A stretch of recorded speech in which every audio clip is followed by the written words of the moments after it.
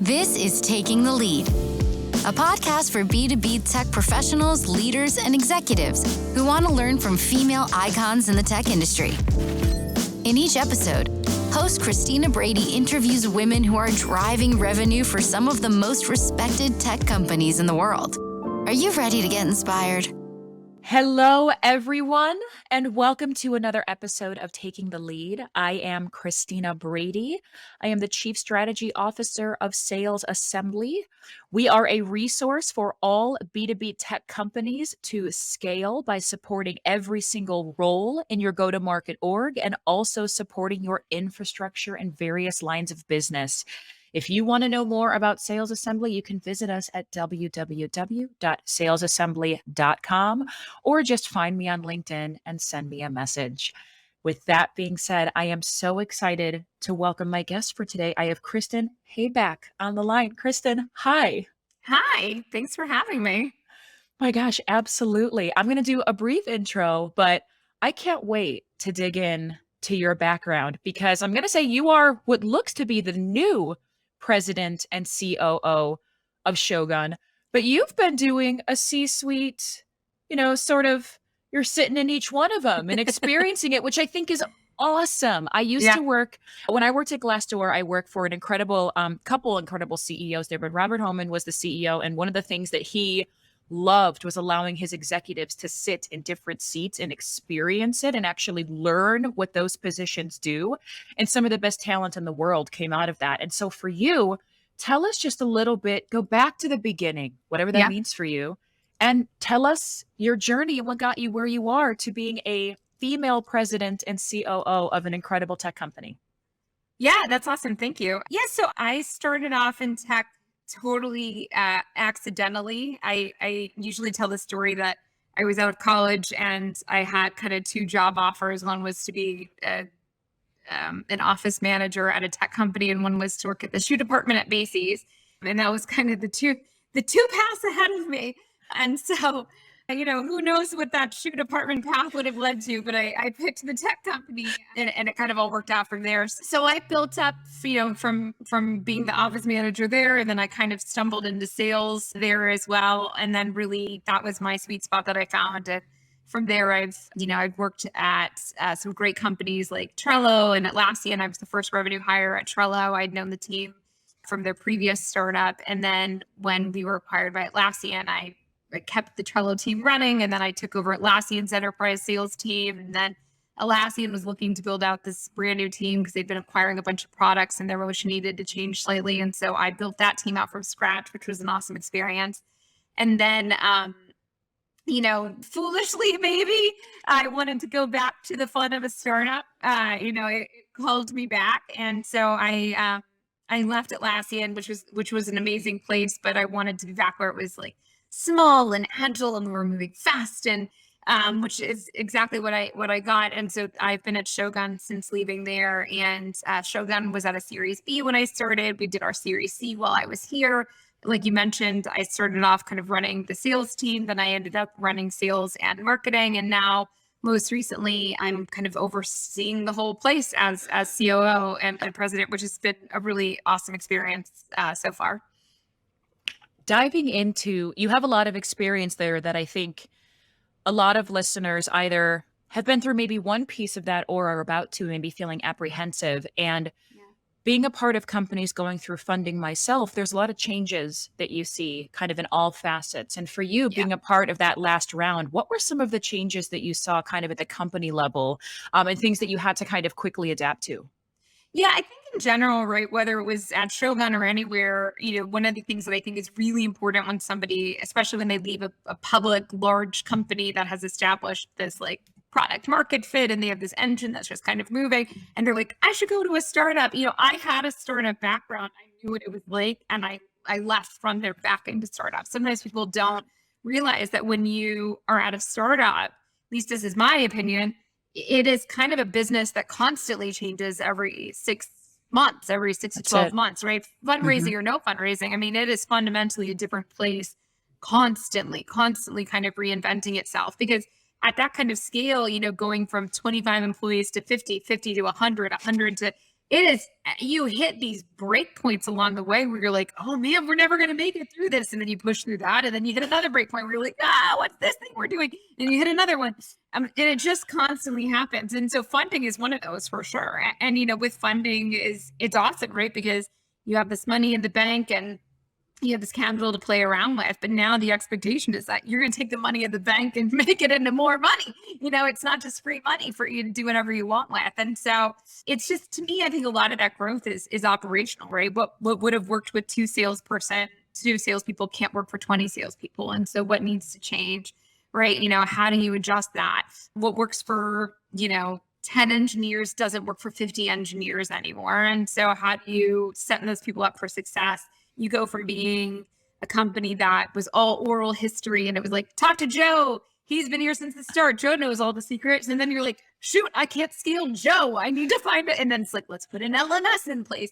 These are all of the things that change. And funding is certainly, like I said, a blessing and a curse to some extent through that process, which is it allows you to accelerate.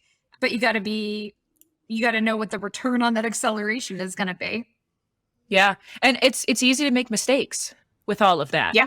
Because you're moving so quickly and everyone has sometimes competing agendas or different ways they want to spend the budget, or the person that you move into this role probably wasn't a fit for that role. And now we have to figure out what we do with that. So were there any mistakes that you can think back on that you made that ultimately you learned from and now you're stronger for? Yeah, I think that when you go to accelerate, you really need to make sure you have a solid foundation that you're ready to accelerate from. And I think, I wouldn't say it's necessarily a mistake, but this is a thing that I'm constantly reminded of, maybe is a better, way to say it, which is I have watched, peers in the space. I've watched, my own teams and things like that. And you think that sometimes you're at that foundation, but if you start to accelerate, if you say, let's bring 10 salespeople on and you don't have an enablement plan to make those people successful, or you don't have, if you're not ready from a territory perspective or route, whatever it is, like how are those 10 people going to hit their quota? Like the 10 people themselves don't just make the quota happen, right? And so, I wouldn't say it's a mistake this time, hopefully around, but it's definitely a mistake, early in my career I've made. And it's a mistake that I think really is easy for people to make when they suddenly get all the resources. Because there is this sentiment, I think, a lot of times of, there's just too much work to get done with the team that I have. If only I had more people. And it's like, then you put the more people on, and then those people are like, we don't have enough people to do this. We need more. And it's just like, can very easily spiral out of control. And I sit on a couple of boards and I do some advising work. And this is the first thing people will say, hey, we got our funding. What's the org supposed to look like? And it's like, hey, just slow down. Because it's like, we're going to bring in a VP of this. We're going to bring in a VP of this. And I was like, you know what all those VPs are going to want? They're going to want directors. You know what all those directors are going to want? They're going to want managers. You know what the managers are going to want? More ICs. So it's like, just be really thoughtful about what the foundation is that you're building on, because that can spiral out of control very fast. You're so right. Like companies early on go, really, it's that role specifically. They go very VP crazy. Really? Well, and that's hard to hire for too, because everybody now, there's a lot of title manipulation, I think, especially in this industry. And so when you're hiring for a VP, oftentimes you put that, you're like, we need a VP of sales, right? And maybe your first sales hire. Yeah. Right. So you're looking for a VP. You're like, what's the responsibility? It's like, well, build out the territories. And you're like, oh, like a salesperson? I'm like, well, yeah. Right. But also like, you're going to be a VP. Yeah. And you do this balance across multiple departments. And I'm not saying that's right or wrong, but kind of in your opinion, you get to the point as a company where you're ready to start hiring more people, and maybe you're ready to build on the product-led growth that you've had, or transition to sales-led growth. And when you're advising companies in there, where do you usually tell them to start? Because I always see, we're going to hire a VP of sales, or we're going to hire a BDR who's going to supplement our product-led growth. Yeah. What do you think about those? Yeah, it's such a great question. I was just talking to somebody about this recently too, where they were like, what's the, and I love when someone's just honest and will ask the question. They're like, what's the difference between a VP of sales and a CRO? And I was like, well, thank you for asking that question. Let's dive in. Let's dive in. Right. So it's like, but I think that question is exactly right. And how many times is it, hey, we're looking for a VP of sales. Okay, tell me about your team. Well, we have one guy Who's the AE? And it's like, so you need a VP of sales to manage the one guy? Like, I don't understand. So I think it depends, right? I think from a product, if you have really strong product-led growth, and so that means, in my opinion, right, when I think about PLG, it means that you can discover the product, play around with the product, buy the product, all without having to talk to a salesperson, right? And so if you can do all of that, you should have a good bit of data that is informing for you, where you should be hiring those people at. So if you have this PLG motion and you have sales coming from it, you should be able to, I think a lot of times with that, actually look at bringing in somebody who's, maybe RevOps, or somebody who can really then start to look at that data, cohort that out, and decide what you're gonna, and maybe that's a RevOps person, maybe it's a head of strategy, maybe it's, there's a lot of different names for it, but it becomes a data exercise, I think, a lot of times with that. If you're not quite at that level and you're like, hey, we've got a little bit of traction, we think we're mostly going to be a sales-led organization and somebody has to talk to the customers, then maybe the best first couple of hires are like 3 SDRs or 2 AEs, and you just throw some numbers against the wall and see what kind of traction you get. I very, very rarely would suggest that you bring in a VP of sales to figure out the motion. Like, I think really good VPs of sales usually, or CROs, or whatever you want to call that title, they're usually somebody who comes in and helps you scale it, right? Who helps you understand what doesn't work for 5 people and how to make it work for 50. But they're not necessarily the person who it's like, we have all these folks who maybe are interested. Can you figure out what our motion is? And in those instances, it really does need to be, at a different level. And so that could be the CEO playing that function for a while themselves with an SDR. It could be a couple of AEs. It could be a sales manager, right? Somebody who's been a successful AE who doesn't mind being a player coach while the motion is being figured out. But yeah, I mean, I'm rambling, but it really does depend on the motion, what part of it is figured out. But I always kind of come back to like, is there data that can lead the way, at least before you start scaling into something too much? Absolutely. And if that was rambling, we're going to be in great shape, because that was a really, all right, great. that was a useful ramble. I imagine there's a lot of notes being taken. And you kind of bring me to this idea that you're right, that you have a lot of companies who, whether they've identified it or not, they're really sitting squarely in product-led growth, right? Like they don't have to hire salespeople. And I hear a lot of early on startups who are almost like, we're at that point where we have to hire a salesperson. It's like, I rarely hear like, we're so excited to hire sales. Now they're like, all right, we have to. We have to, yeah. We have to, right? And in your opinion, do you feel like you always want to navigate away from PLG into SLG? Or do you feel like there should always be this healthy blend? I hear a lot of thoughts on this. Yeah, I think, it's so funny, right? Because I think that first you kind of got PLG as this term that everybody was like, what's PLG? Let's figure it out. And now everybody's like, we should be PLG at all costs. And now I think you're also hearing this like, so you kind of rotate from one direction to rotate to the other, like sales-led, PLG, one or the other, only these two things can exist. And the term I'm hearing more frequently now, which is the way I've always thought about my teams and I've always built my teams, is sales assist PLG. And the way I think about that, at least, is that in a great PLG model, if you're thinking about everything for PLG, it means that you're thinking about your go-to-market, your product growth, all of that with is how could somebody get value without having to talk to somebody? It doesn't mean they will never talk to somebody. Just they could, in theory, engage with my product. Let's take Trello, for example. You can get in, you can sign up for Trello. You could understand to move your card around the board. You could make another board. You could add people to it, and you could pop your credit card and to buy it, all without having to talk to somebody. Now, I think often what you will start to bump into is that there are a group of people who need to talk to somebody. And so those are folks who want to buy the software at an enterprise level, and they can't just put $50,000 on a credit card or $100,000. They can't just accept your T's and C's, or they can't not have gone through some kind of, process with you, right? Because they have to pay by PO, or they have to, whatever it might be. And so then that's where I think a lot of times you'll get someone being like, well, we have to hire a salesperson or something like that. And, you don't have to. You could look at and seeing that angle from a customer success perspective. There's a bunch of other ways you could think about it. Channel is one way to think about it. But I do think that really successful PLG companies end up ultimately having some sales assisted motion, even if it's not always a salesperson, but it's somebody who will get on the phone with some subset of your base to talk to them, whether it's cohorted out by, hey, these guys have over 1,000 users in the system, so I'm going to reach out, or if it's cohorted by, if you're going to spend X amount, we'll let you pay it on a PO instead of putting on a credit card. So the degree of how much that sale is assisted by a human can vary, but I think most of them will need to get to the point where they have to do something. So some will have a lot of that cohort covered by sales assisted. Some will have a very small part of that cohort covered by sales assisted. And that kind of defines the level of PLG I think that motion is growing by.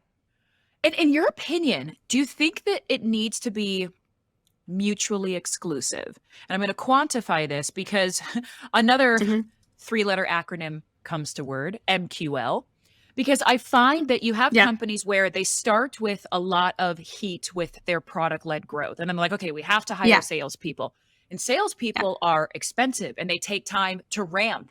And you want them to perform. And then you almost build a machine where, because you have the salesperson asset, you want to make sure that all of the leads are going to that salesperson. Right. And so then you introduce this idea of MQLs, where we're still building somewhat of a self-serve machine for customers to qualify themselves. But then we want the MQLs to filter to the salesperson. And we almost forget about the product-led growth, because now we have salespeople. And it feels like it's mutually exclusive. Yeah. And I remember, like, when I was running a sales org, that I would actively hear marketing and sales smash into each other because sales was threatened by any kind of self-serve product-led growth machine, because it meant, if we have that, you don't need me. Have you seen that kind of push and pull, mutually exclusive dynamic? And is that right? That's a big question. So take bites. No, it's totally fair. Yeah, I think a lot of times that there are these teams that always kind of end up butting heads, right? And I think I was joking earlier with someone that it tends to be the salespeople. It's like salespeople don't get along with marketing. Salespeople don't get along with product. Salespeople don't get along. I don't know if there's a common theme here, but there seems to be, this is what happens. Yeah. It's a feisty bunch. Yeah. I think you're right. And I think that's the push a little bit to really understand the cohorting, because I think that there should be a very clear definition of what never will go to a salesperson. And the really hard thing with that is that you have to accept that maybe you don't have as high of a close rate with that cohort, or they don't have as big of an ACV, or they don't, whatever it is. And one of the things I learned at Atlassian, right, and this happened all the time there, which was people be like, oh, did you see the name of that company that bought this? Like, it's so frustrating. We can't go after them. But the reality was that if the product was doing its thing, that customer was going to grow on its own. So even if you landed them at $500 instead of $5,000, they would get to 5,000 and more ultimately, because it had become such an ingrained tool and they had enjoyed the experience so much and everything was built for that growth. And so what it really became was, that one was going to close anyway. Maybe you could have made a change, incremental change here or there, but hey, there's this other one that probably won't close on its own. And that salesperson is where you are most valuable at. That is where you as a human provide the most value. And so it's like, where do you put the human in this process to provide the most value? And I think about this with SDRs, versus marketing, which is, if I wanted you to do a 20 drip automated message thing through outreach or something, I don't need you as a human sitting hit send. I have marketing automation tools for that. The whole point is that you as a human can look at it, look up business information about them, customize it, have that outreach feel really personal and value add to that individual. Let the marketing engine that wants to drip out generic material, drip out generic material. And that's how I think about, like, trying to funnel every MQL to a salesperson and butting heads there. And so what it might mean is that maybe you pay that salesperson a higher commission on those individual deals, and that's where it's like, from a COO or CRO or CEO, whoever's making that decision, sometimes that's where the frustration comes, where you were saying, like, we're spending all this money for this person and they're only bringing in X, Y, Z. And it's very short-sighted to think of it like that, because you're right. The only other way that they can prove their value is to say, well, drop that lead score, drop that cohort. Why are we doing it at 1,000? Let's do it at 500. And it's like, then you think your reps are bringing in more, but they're actually just kind of like, you're robbing Peter to pay Paul in that scenario. You're not actually adding anything onto it. That's exactly right. And that is what it feels like. And I think that's where companies get really, really stuck, and they wind up having a super low ROI on their salespeople. Yeah. Is, salespeople ultimately want to hit their targets. They want to hit their numbers. They want to be promoted. They want to be at the top of the list. And if you have a part of your inbound that feels like a warmer lead and somebody who wants to buy, and we tell that sales individual, hey, guess what? Like, that customer can take care of themselves. We don't need the human equity. Yeah. It almost feels like, well, you're preventing me from hitting my goals. You're bringing in warm leads, and you're not, like, they could have spent more, right? That's what I hear sales. And actually, it's a good question around how do you combat that? Because often we'll hear that, right? Like, we'll have somebody who will MQL in, maybe they'll go to the self-service machine, and you've got your PLG strategy working perfectly. Marketing is bringing them in, and then people are like, I can look at this, I can shop it. I don't need a salesperson. They buy.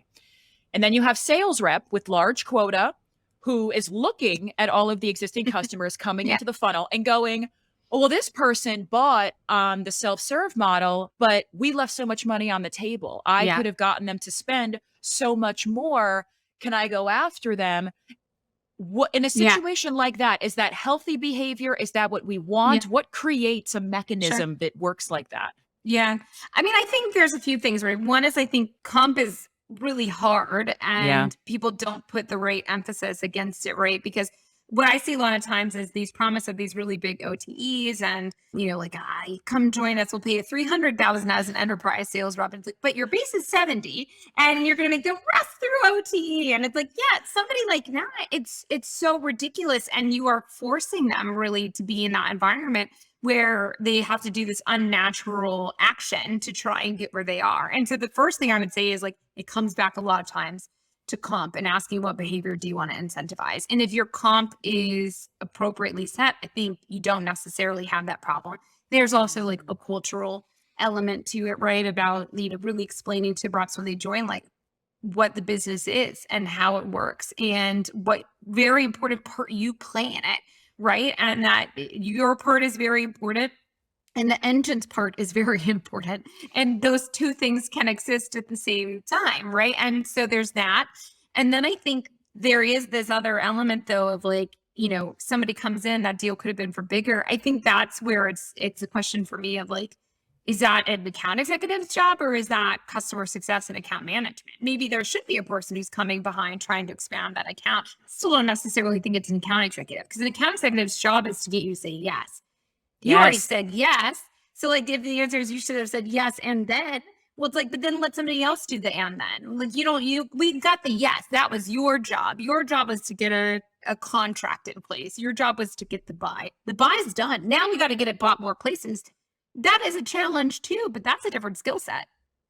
It's a totally different skill set. And it is not training people to go after low-hanging fruit, right? Like, when my reps used to dig through, those self-serve, you'll be like, oh, I was like, what are you doing over here? And I realized that, to your point, the read between the lines is that behavior is a leadership issue. It's an expectation issue. It is not setting the right parameters and not compensating to motivate the right behavior. And this is I'm going to throw a tough one at you now, especially right now.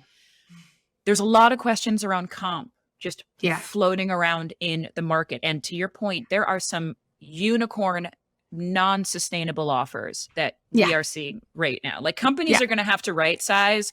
I don't want to watch it. It's going to be a train wreck. What do you feel like is the secret sauce to properly incentivizing a new business rep? Like, where do you think that lies? Yeah.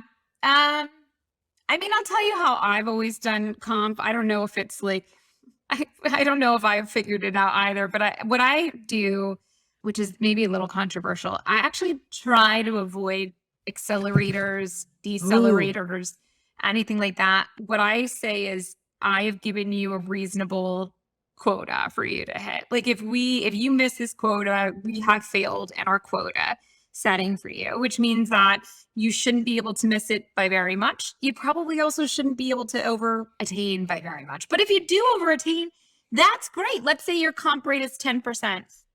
It's 10% then on any of the overattainment. Like, that's awesome. You will get all that money there. It doesn't need to suddenly become, hey, when you are at 59%, then we pay you at 1.2%. And then when it's at 70%, we pay you at 1.6%. And then if you hit this, we pay you at 2x what we were paying you.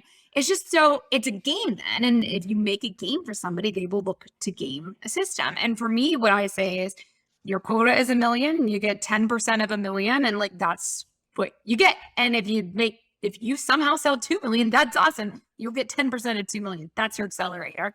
And for me, it comes back to that culture aspect of me saying, like, I have set a reasonable number for you. I feel very firmly that I have set a reasonable number to you. That reasonable number doesn't exist in a land where you have to go into stuff you shouldn't be touching to be able to hit it. So don't go there, because I set you a number based off of what was reasonable for you to do.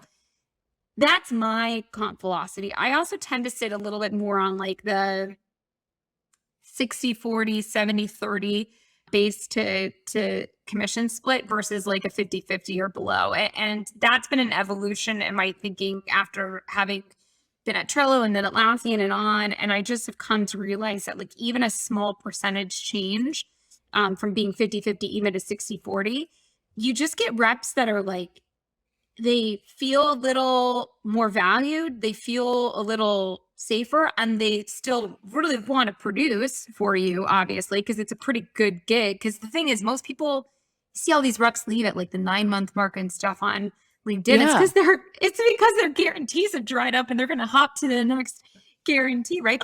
Don't really want to do that. Like you said, reps want to win, generally good reps at least want to win.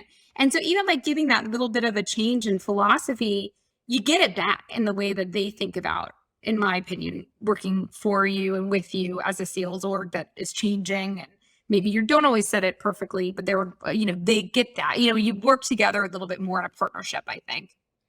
I mean, you're hitting on, I think, what causes a lot of people to company hop a lot, which is that disguising a marathon as a sprint, Mm-hmm. and people think like, wow, I have this amazing compensation plan. I'm going to like go over it so far. And then when that dries up, they're like, okay, I'm going to go to the next one. And I actually think that you can see now, especially in the last 2 years, that people have made it, it's a whole technique to do that, right? Which is to like stay for a little while. Don't stay long enough to be able to decline in numbers. It's like keep riding the coattails and jump and jump and jump. And it's scary as an employer to see that, especially if you're at the point where you're needing to make these really critical sales hires and you want someone who is experienced. Somebody who's worked at 5 tech companies in the last 8 years looks like they're coming at you with a lot of experience, but you got to dig in and see, have you been anywhere long enough to achieve mastery and consistent results, or are you jumping when it starts to dry up? So if anything, it's a good reminder to do that. Yeah, absolutely. I mean, circumstances happen for people, and I totally get that. And it's not like I would never look at somebody for under a year, because I've got plenty of amazing employees that I've hired over the years that, had 1 or 2, whatever it is, where it was like under a year for various circumstances, right? But I think you're right, which is like, what's the story of you as a sales rep? What's your story of success? And sometimes you join a bum company, and it is a bum company. But like, if you've been at like all these marquee names, but you've been at all these marquee names consistently for sub a year, it's not like, whoever, Slack didn't have product market fit figured out when you were there, So like, if, you should be having a history of success, but I don't want to, I think it's like, I don't want to know that you only hit your quota during your ramp period, which where your quota was like 12% of what it would have been. Exactly. Yeah, exactly. So it's like, you got to look for that history.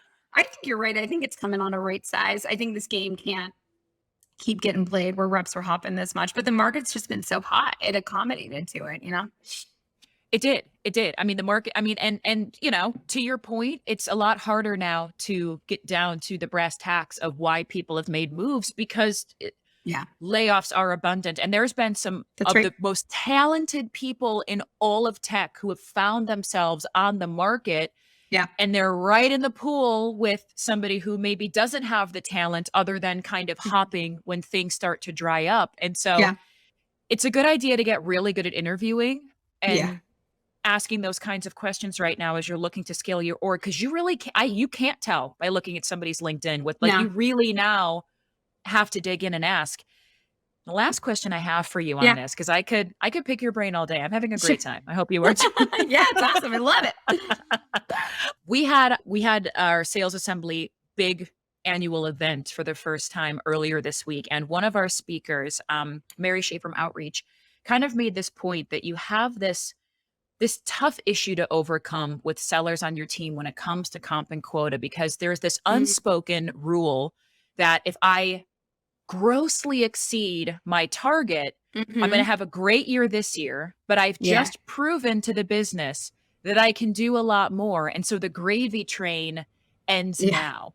So it's this idea of, I don't want to overperform and screw myself next year. I don't want to underperform and screw myself this year. And I don't know that anyone has the solution to this, but given kind of where you're going and what you're talking about, where do you feel like the balance sits there and getting the right performance out of the sales reps in your org? Yeah, that's absolutely, it's a great question. I don't know if I have the answer either, but I'll tell you, it kind of comes back to, once again, like, I think looking at your mix of comp to base is really important. I think, if people are doing 1 year comp plans, like, my general guidance is to stop doing that. I like a 6-month comp plan. I think personally I do. That's what we always had at Atlassian too, because I think it gives you the chance to set things right either way. Like, maybe I set your quota entirely wrong. Like, you want to wait until the end of the year for me to resolve that. Or maybe we need, especially in startups, right? Things move so fast. Maybe I need to change your territory. Maybe I need to reset this. Maybe our pricing model changed. Like, a 6-month plan allows for a lot of flexibility for both parties in a lot of ways. And again, if you're not doing an accelerator, it does help make things easy to change that.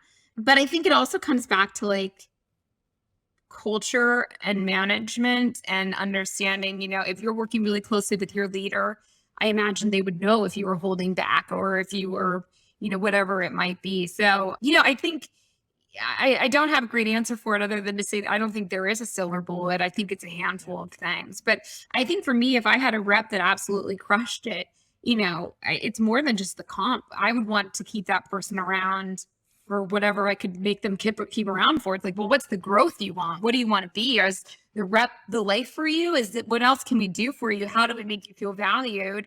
Because there is an element of it is true, which is that if those numbers can be hit by a bunch of people, that probably means quota and comp was set wrong. Like, that's just the truth of it, right? Like, that is, if you have a whole team whose quota was $1 billion and everyone did 3, you say your quota wrong. I mean, you just did. Like, there's no, it's not like, but they shouldn't have held back and they shouldn't punish for it either. And so it becomes a question of, like, how do you right size that? But ultimately, it's like, quota is a funny thing. You can have a $3 million quota one place, a $300,000 quota another place, that, whatever it might be, and still have the same OTE. And so there's like a mind shift thing you have to change with somebody where they'll feel like, well, I had done this and now I'm doing this and you're asking me to do the same thing. It's like, well, you can leave here and you can go somewhere else. Who knows what that number will be? But you also don't know if you'll hit it or not. You know that you are good at selling this. You know that you have a team you're working well with. Like, your job is to sell it, and your amount we pay you to sell it is this. That is ultimately what it is. And I think sometimes it's like, polish up that language, but like, that's the conversation you also need to tell people with. And you talk to people like they're adults, like, explain how the business functions. I'm constantly shocked how many people don't understand how a business runs. Right now, it's like, they just don't get it. Well, I mean, there's an incredible tip here that you're dancing on, which is the right one, that at the time of hiring, there is a responsibility by the candidate and the company to make sure that everyone fully understands the nuances of what the number and the comp are going to be and what the quota is made up of. Because to your point, when we're talking about people hopping all over, a lot of people right now are chasing OTEs.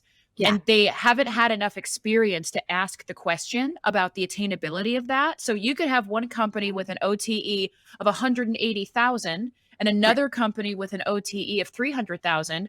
And you go, oh my gosh, 300,000, I'm going to jump over there. I'm going to make so much money.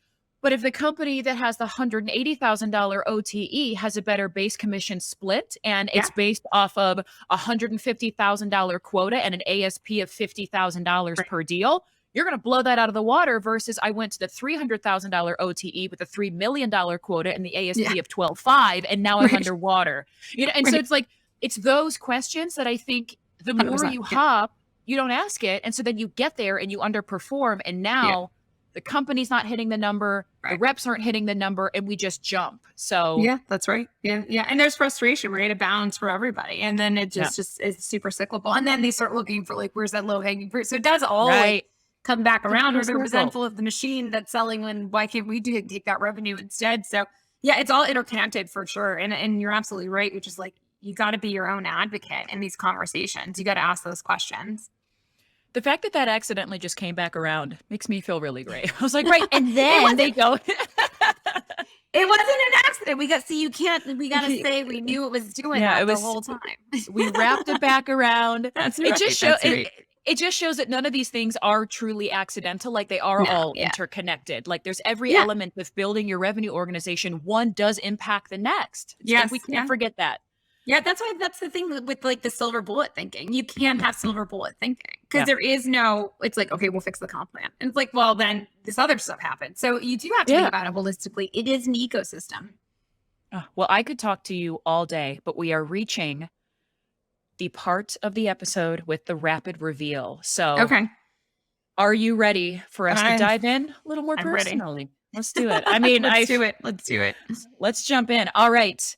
Rapid reveal. You have 5 questions with 60 seconds or less for each. And we are helping the listeners get to know you as a person a little bit more. Another one of the incredible female icons in tech that I have been lucky enough to have on the show. Let's learn more about you. So number 1, what do you think makes for a great mentor? I think a great mentor is somebody who is just radically open, that sense of just radical candor and transparency. And I think one of the things that I really try to bring into my conversations when I talk to people is I'm open about where I've failed. I talk a lot about failures because I think they're probably the ones that are most useful to learn from. And I'll just be really transparent with people about whatever they kind of ask around, and I'll be transparent about how I think they're doing. And I think that is probably the most important trait. Amazing. I couldn't agree more. That's a really good answer. Number 2, my personal favorite for everybody. What's an irrational fear of yours? I've come to think it's an irrational fear, but it has taken me a long time to get here, which is I still really grapple with imposter syndrome. I'm pretty sure at any given time, someone's going to be like, I listened to that thing you said, and like, what the heck? Like, somebody's actually listening to you say these things. I feel slightly better about it now, but I still do. I still have that quite a bit. Like, I'll leave a meeting sometimes and be like, is that okay?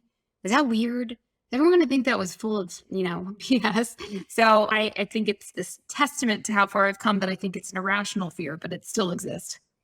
I mean, that one hits me too. And then when your irrational fear actually pays dividends, then you're like, oh gosh, I should keep fearing it. Like when I look at Facebook memories from 10 years ago and I said something stupid like going to the gym and then Chipotle for dinner, smiley face. I'm like, why did I post that on the internet 10 years ago? What am I doing? And then I'm just in my head like, what's going to surface?